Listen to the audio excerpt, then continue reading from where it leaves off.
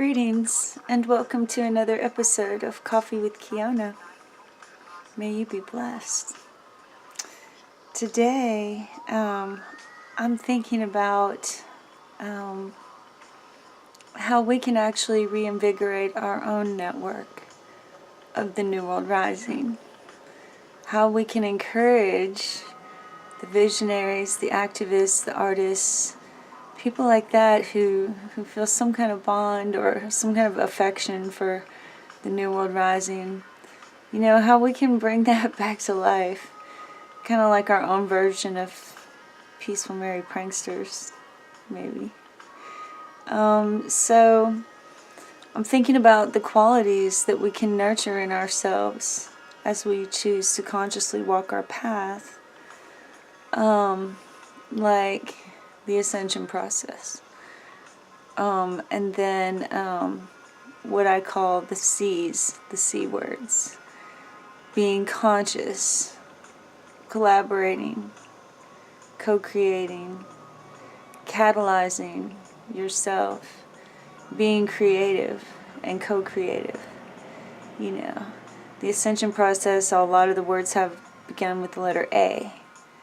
And in this process I'm talking about of catalyzing and reinvigorating our network of the New World Rising, that I think these are some of the qualities that we can develop in ourselves. You know. So say you want to do a project, you want to organize a music festival, or you want to publish a zine that's a contribution from local artists, or you want to do a community garden, or you want to organize global traveling for all the homeschooling families you know. You have some kind of big project that you want to manifest, right? Well, you're conscious of your vision and your need for capital and for direct action. You're conscious, you have consciousness. You're creative in your understanding and your response to challenges. You know, you're creative, you're flexible. You naturally seek the path of least resistance because it works for you. Not trying to do what works for someone else, but yet collaborating with other people who would also like to manifest it and be part of it. And then as you collaborate, you know, delegating different aspects of it to different people so that all the parts work together in harmony to manifest your project. You know, so I think some of the qualities that we can work on developing in ourselves is raising our consciousness by enriching it and nourishing it with information and with exposure to a lot of other people that are also being creative and conscious and who might be in the mood to collaborate. You know, anything to do with art, music, theater, things like that, it's going to be pretty easy to find people willing to collaborate on different cool projects. And colleges, you know, and you can just form your own group. Like I formed a group called the New Mystic Warriors. And my dream is to consistently have people doing skills sharing of urban and wilderness survival skills. And have it be like a free school where people teach you how to do something really useful for us as wild humans or New World Risers or whatever you are. That leadership we can focalize with spiritual kind of leadership where we're conscious of where people are coming from and where they're at and where they want to be, and we understand the overall picture of everything that's going on and we're conscious about it, and we be creative in collaborating with people and we encourage them and catalyze them, or ourselves if we work alone. Let's see. Turn on some music. So, you know, spiritual leaders, like when you're doing your project, a project that I described that I would be proud to have going on in our network, like the production of a zine, or the opening of an anarchist coffee shop, or renovating a school bus and turning it into a hostel. These are the things that I would really like to see in our network. So my job in the aspect of my life of spiritual leadership of this tribe, to compel people to be their ideal selves and be fully embodied in their lives, is to lead people into their own authentic humanity. Not tell them how it is or how it has to be, but help them awaken to their own authentic truth, their own reality of who they are, in a relaxed way that's totally present and grounded in the truth of who you are, and you're okay with that.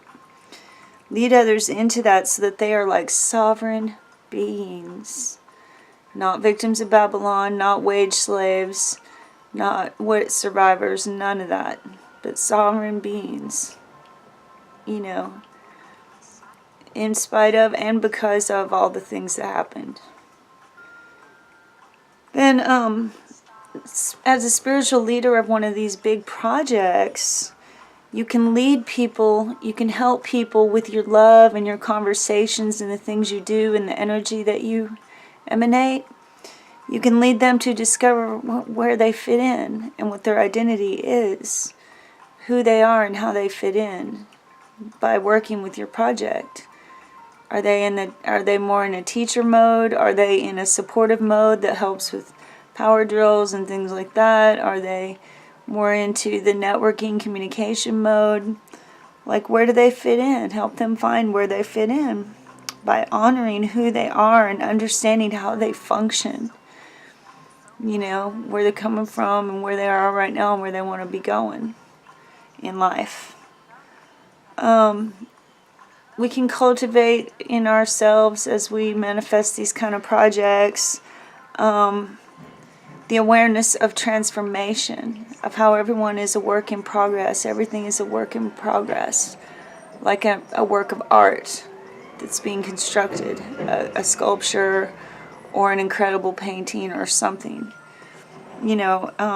Everything is in a process of transformation, and you can remind people of that so that they honor their story wherever they are in it and find meaning and relevance and significance of it, by working on your project, which is doing one small thing to help make this world a better place. You want to build trust with people. You want to build heart bonds from your heart where you just feel comfortable with each other and you appreciate being together. You want to build that up by being cool to people and being cool with them in whatever way that they need.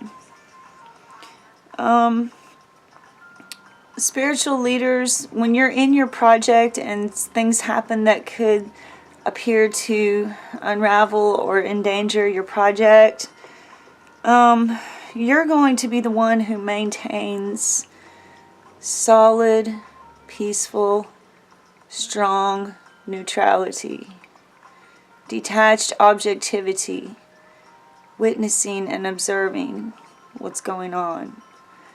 Not be creating fear in anybody, but in thinking of how to catalyze people with this new information that could really do in your project or cause it to all come apart.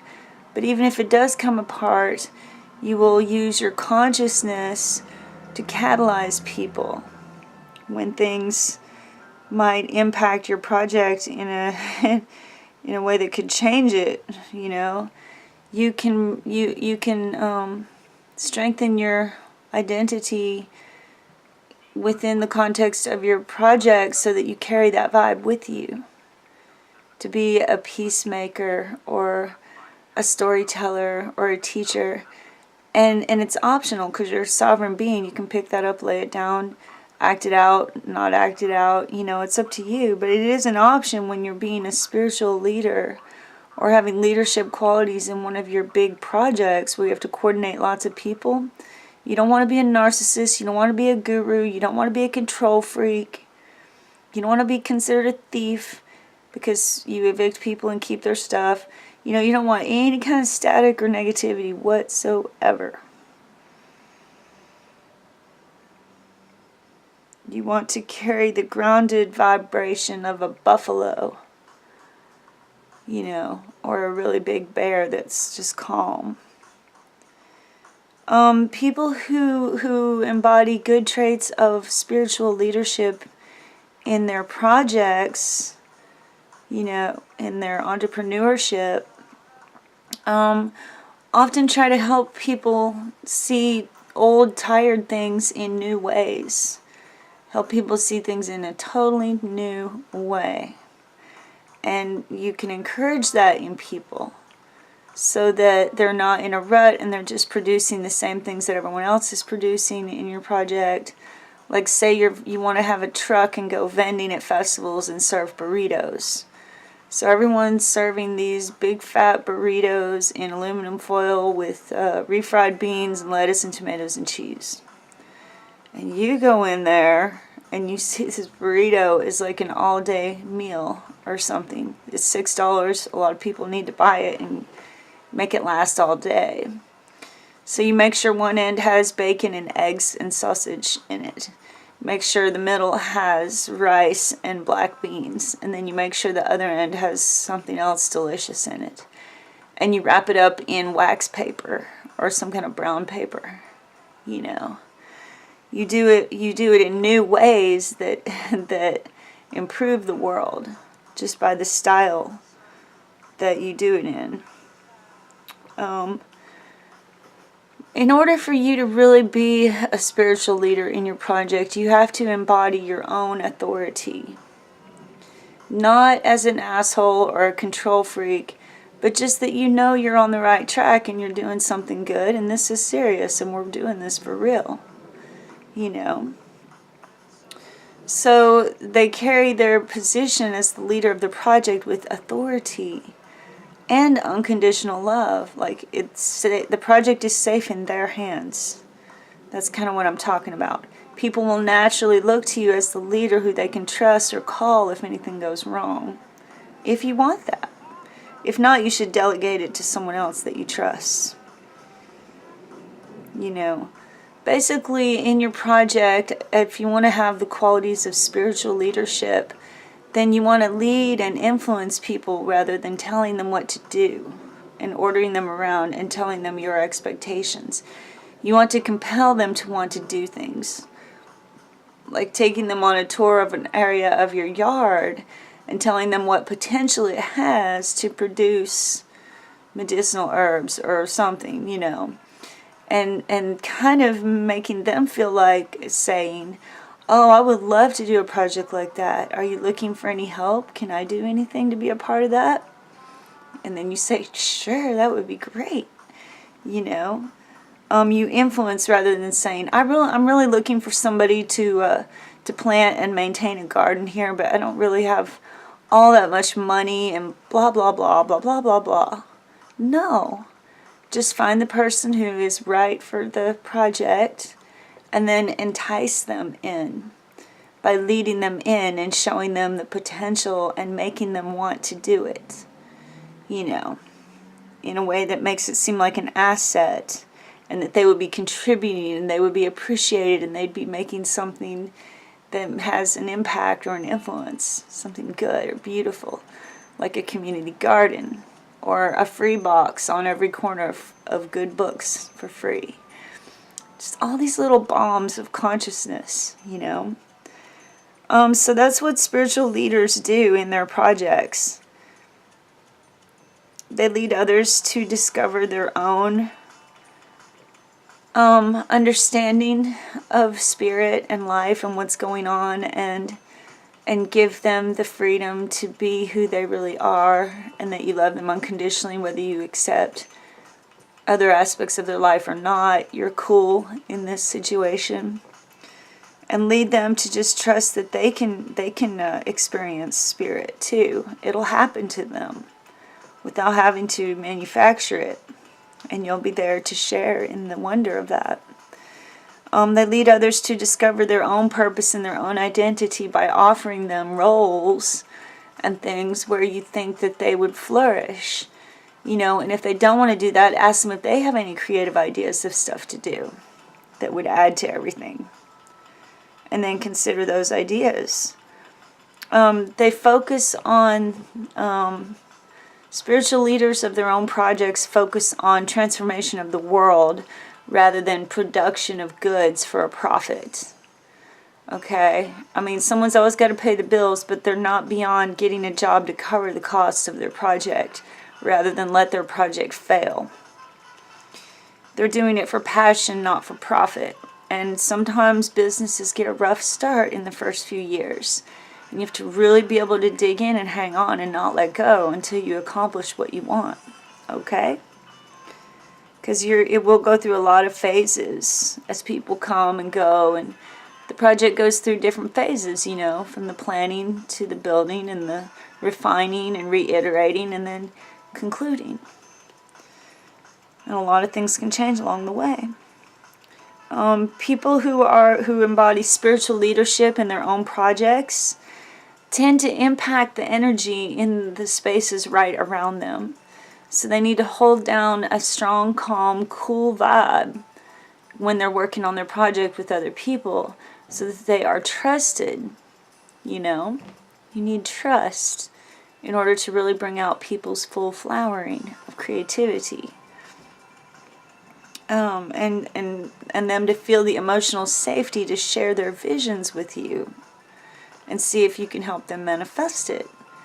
You know, say you're making a new bicycle and trailer for home bombs and you do test drives and they give you feedback that says this needs to change, that needs to change, etc. You want to keep those interactions caring and concerned about the comfort and satisfaction of whoever you're serving. You don't just make some dinky bike trailer and expect them to get it onto any bike they have and it works in every situation. You actually care enough to put it through iterations and reiterations until it's right.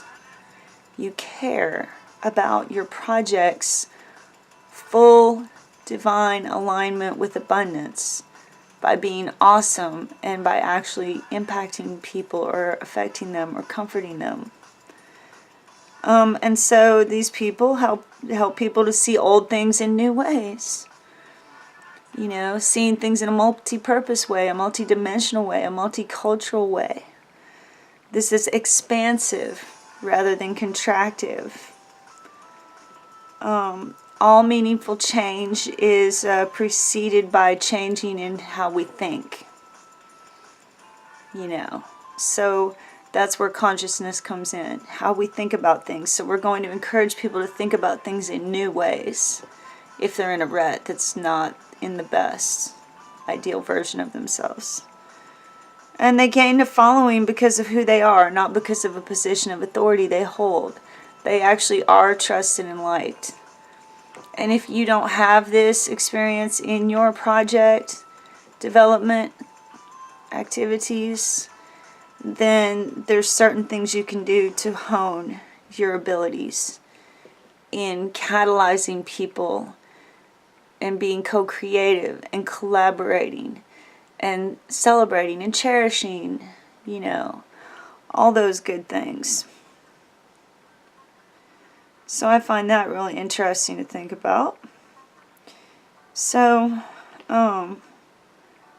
here's a lot of good qualities to encourage in other people and to congratulate yourself for if you develop them within yourself. Because it is very good. You're doing very well as a warrior if you can do these things. Number one, be conscious. Intentionally realize when you're being low conscious and do things to pull yourself out of it. Even if it's just inhaling lavender oil or opening a window or going on a drive or something. Be conscious in each situation as you walk through the day. Let things remind you to come back to the present moment or set awareness bells to ring on your phone to remind you to be conscious. And once you get a handle on it, you won't need reminders anymore. It'll just be natural. Be clear. Have clarity. Clarity. Even when the waters of your life are very muddy and confused, you can still stand there as it swirls around you with clarity, knowing that you're waiting for the dust to settle before you make a move. You be clear and you have clarity before you jump to conclusions, jump to assumptions, allow yourself to freak out or anything like that. You take a breather and you get some clarity, and you be clear about what you understand and what you know, and you analyze it to yourself clearly, with clarity. In order to catalyze people, you need to be confident in what you're saying, that it is pretty true, you know. It may be relative or subjective, but to the best of your knowledge, it's true enough to say it, you know. So you be confident, like you're sharing something of value with people that care about you, and you care about them. And it's good when you're manifesting a big project, like vending with a kitchen, or opening a coffee shop, bookstore, or converting a school bus into a hostel, or buying a piece of land and making it into a retreat. These are really big projects. And you need to make sure that you are competent, or that you delegate to somebody who is competent, especially in areas you don't know anything about, like say construction, gardening, or something else, because the mistakes can have a huge impact. So you want to be smart and be preemptive, and either gain competence by taking classes, getting certified, or hire somebody who is competent. We want to be courageous in our projects, you know, and not be scared. Like, oh, I'm not going to try to go to Burning Man because I'm sure they're all sold out and the kitchens are all full. No, you be courageous and you say, I want to go. How do I figure out how to go? Where do I look? Who do I talk to? I want to explore this, and I want to plan for it for like a year. Because the next quality is collaborative. You know, collaborate with other people eventually as you become more familiar with the terrain of your project, as far as websites, chat rooms, videos, teachers, different schools, etc. Be collaborative and offer ideas and get feedback just to see what people say. Or make prototypes or go on prototype little journeys and see what happens and what it's like. Collaborative. Like, okay, before we all fly to Costa Rica together, let's see if we can just make it to Hawaii and back in a good way that feels good. And we'll go and we'll learn about the flora and the fauna and the marine life and the cultural history, you know. And if that's a success, then we'll all go to Costa Rica together and stay for like 6 weeks. And collaborate with everyone on how these things can happen, who's going to do what, you know. And if you're all by yourself planning your project, like a lot of times I'm the only one planning these projects, I do these things with myself. I be conscious of my vision and the need for capital to grow this and to do the direct action that manifests the transformation we want to see in the world through consciousness and communications and community. And then I clarify it. I've clarified it on some very powerful lists with details, and I have typed them up. I will share them sometime. I'm confident that what I'm saying is solid in these videos to you. This is what I want you to know as members of my network. Me and my partner, Grateful Fred. I'm confident because he has given me total trust. And I tell him about what I do and he approves. So that makes me competent to practice every day. So in this project of building a YouTube station for the New World Rising, you know, I practice every day demonstrating competence in making these little videos, and they can be improved for sure, which propels me to keep going. I'm courageous in what I choose to talk about and how I choose to talk about it. and sharing it with the world publicly. I am collaborative in a loner's kind of way by exposing myself to other books and videos and zines and things and taking that in by osmosis, and processing it and integrating it and then giving it back to you. I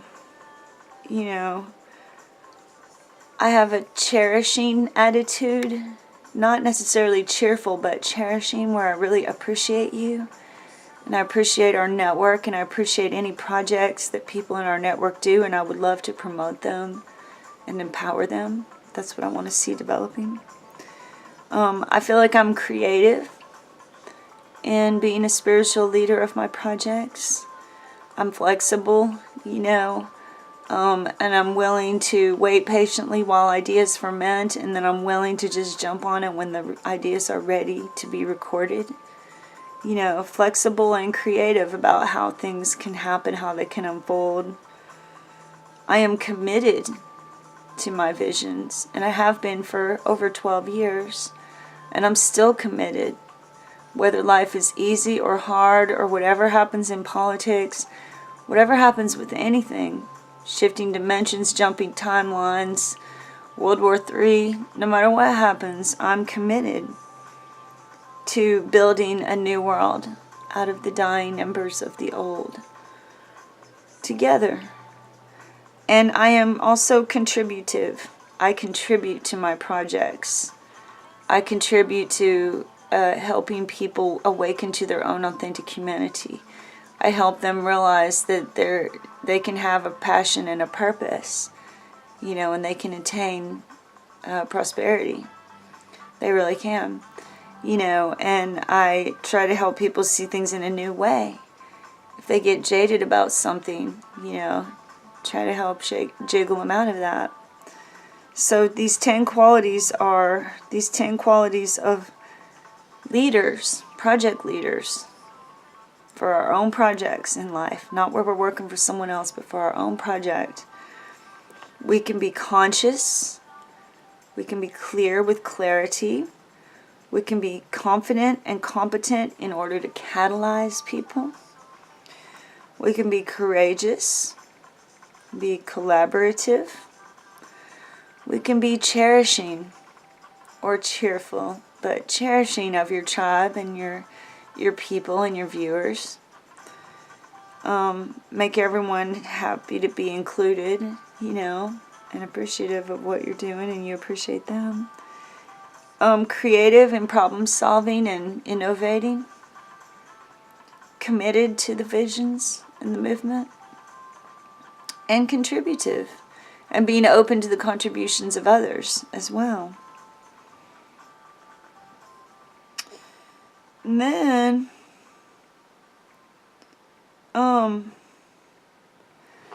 sometimes people need to be motivated. They need to be encouraged to do something cool. Like you pressure them because they're your friend and you need help to set this thing up. Like a table at a festival. And you sort of drag them into that to help them get on a path of being a project builder. Just because it's a good way to live. To stay connected. And to network and to have a reason to get up each day. So basically you lead your own projects by your own example of you as you are and how you handle life. That you're going to want people who appreciate you as who you are, not who disrespect you or talk behind your back or anything like that. But people who appreciate the example that you're showing, that you're setting, because you want to be friends and you want to transform the world with what project you're doing. You will communicate clearly with people and follow through to the best of your ability in your projects. Did you get the money that I sent you? Did you get those building supplies? How far did those building supplies go? And did you do that market research and kind of see what kind of profits we could be looking at If we do well, have you gotten any ideas for an advertising campaign? Collaborate with them. Encourage them. And whenever they do something cool, recognize it and reward it with something like pizza and a 6-pack of bottles of beer or wine or something. Friend to friend, not like pretentious and too much out in the open, because that can scare off a lot of people and alienate them. They don't want that office party type mentality. But if you just go to their house and drop off a huge mellow mushroom pizza and some kind of nice beverage and just say, I just wanted to say thank you for the awesome thing you did, and let you know that you're appreciated.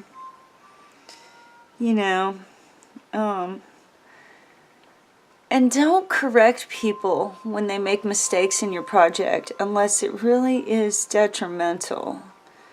Spend more time affirming them by saying, you made a really good effort and I really appreciate that. It didn't really turn out the way I had expected it to, but I appreciate your effort, and I wonder what we can do to steer this in a different direction now. Affirm who they are and that you respect their opinion and their contribution and that what they think matters. And kind of make it clear that they did something that was not correct and you need it fixed or changed. Be kind about it.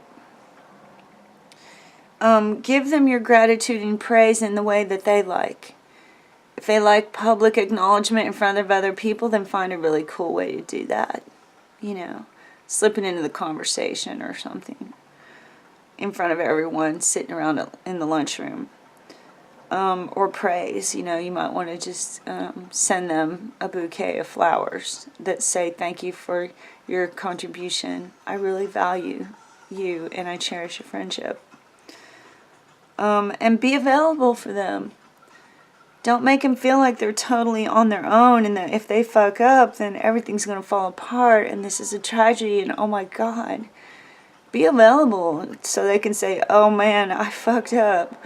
I cut all the wood wrong on this one end and now it's all slightly too short. What are we going to do? Right? And then you'll be like, well, we could take a bunch of mosaic tiles and in that little gap just put all of these little pieces of mosaic, or fill it with some kind of sandy cement and push glass pebbles down in it. Like, let's turn it into something cool, So I just want to encourage you today to continue thinking about developing projects of your own that could somehow generate prosperity and empower you individually and collectively to be your ideal selves and live your ideal lives. It's a process and a transition and it takes time. But it won't happen if we don't do it. So think about that, but remember you need vision, you need capital, and you need direct action. And part of having vision